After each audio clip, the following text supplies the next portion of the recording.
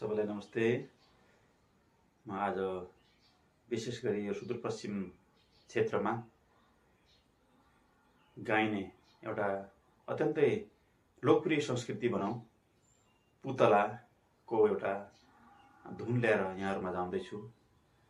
मेरो यो च्यानललाई सब्स्क्राइब गरिदिनु भयो भने सुपका मात्रै नभएर पूर्व मेचीदेखि पश्चिम महाकालीसम्मका सबै खाले धुनहरू, पुरानादेखि लिएर अत्याधुनिक धुनहरू यो मुरली मार्फत हजुरले चाहिँ सुन्न सक्नुहुनेछ। त्यसैले मेरो यो च्यानल DRN म्युजिक मिडियालाई सब्स्क्राइब गरी सहयोग गरिदिनु हुन हजुरहरू सबैमा म विनम्र आग्रह गर्दछु। अब म चाहिँ ढिलो नगरी यो सुदूरपश्चिमको